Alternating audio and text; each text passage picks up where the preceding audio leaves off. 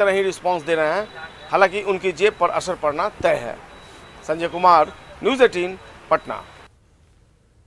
और भगवान बिरसा मुंडा की जयंती को लेकर केंद्र सरकार ने बड़ा फैसला किया है और 15 नवंबर को मनाई जाने वाली बिरसा मुंडा की जयंती अब देश भर में जनजातीय गौरव दिवस के रूप में मनाई जाएगी। भगवान बिरसा मुंडा की जयंती को लेकर केंद्र सरकार ने बड़ा फैसला किया है। 15 नवंबर को मनाई जाने वाली बिरसा मुंडा की जयंती अब देश भर में जनजातीय गौरव दिवस के रूप में मनाई जाएगी। केंद्रीय मंत्रिमंडल ने इसे मंजूरी दी है।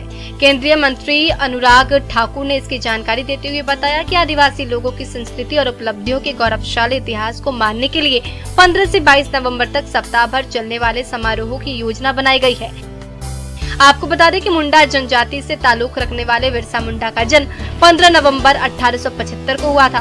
ब्रिटिश शासन के खिलाफ उन्होंने 19वीं शताब्दी में आदिवासी इलाकों में आंदोलन का नेतृत्व किया।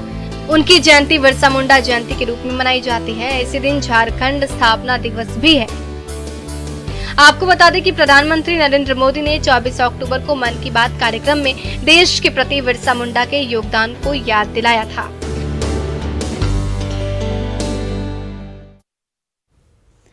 15 नवंबर को भगवान बिरसा मुंडा की जयंती को जनजातीय गौरव दिवस घोषित किया गया है। जहां बीजेपी केंद्र सरकार के इस फैसले से उत्साहित है, वहीं जेएमएम और कांग्रेस ने इसका स्वागत तो किया, लेकिन सरकार के मंशा और राजनीति पर सवाल उठाए।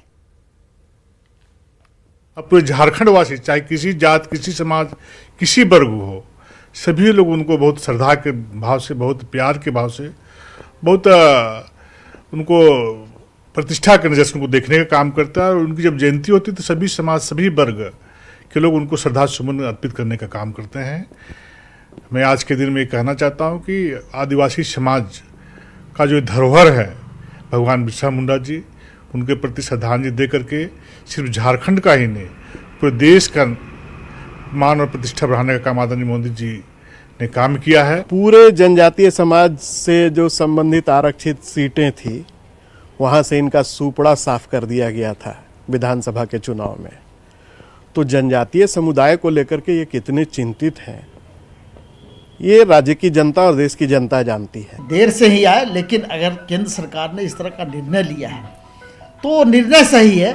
लेकिन झारखंड में भगवान बिरसा मुंडा को हम सिर्फ भगवान बिरसा मुंडा को जानते नहीं हैं, उनके इतिहास को नहीं जानते हैं, उनको पूजने का काम करते हैं।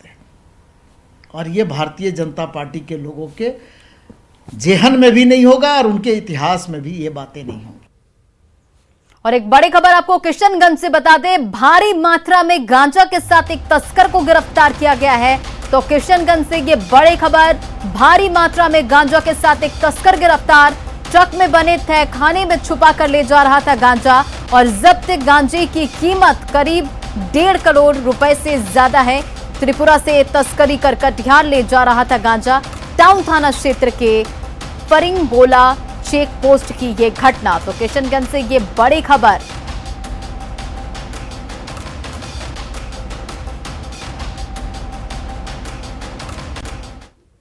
बालू खनन की सुप्रीम अनुमति, सुप्रीम कोर्ट ने बिहार सरकार को बालू खनन की अनुमति दी। तो ये बड़ी खबर आपको बता रहे हैं, जहां बालू खनन की सुप्रीम अनुमति, सुप्रीम कोर्ट ने बिहार सरकार को बालू खनन की अनुमति दी है। बड़ी खबर। और राज्य सरकार, राज्य खनन विभाग के जरिए खनन की अनुमति, बालू खनन पर बैन से राजस्व को नुकसान, सुप्रीम कोर्ट का यह बयान सामने आया है।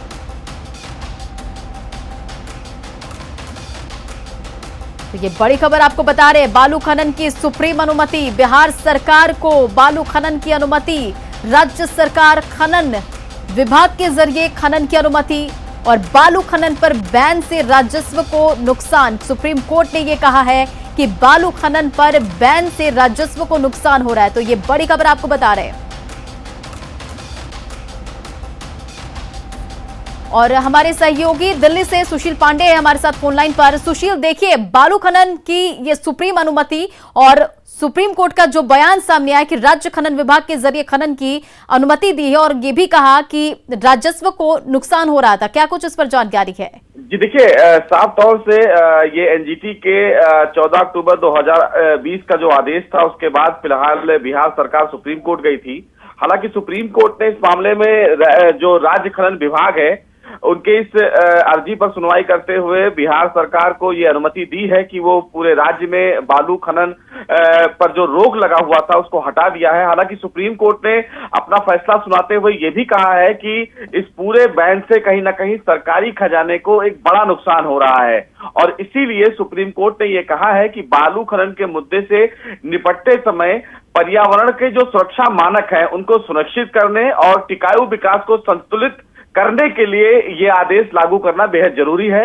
हालांकि सुप्रीम कोर्ट ने बिहार के सभी जिलों में खनन के लिए जिला सर्वेक्षण रिपोर्ट तैयार करने की नई कवायद को भी शुरू करने के लिए कहा है और ये कहा है कि जिस तरह अवैध खनन बिहार में नहीं हो पा रहा था, इससे अवैध जो खनन है वो कुकुरमुत्ते की तरह कहीं ना कहीं बढ़े हुए हैं पूरे बिहार में और इससे रेत माफियाओं के बीच में संघर्ष, अपराधीकरण और कई बार लोगों की जान भी चली गई है और ये मामला बार बार प्रकाश में आया है।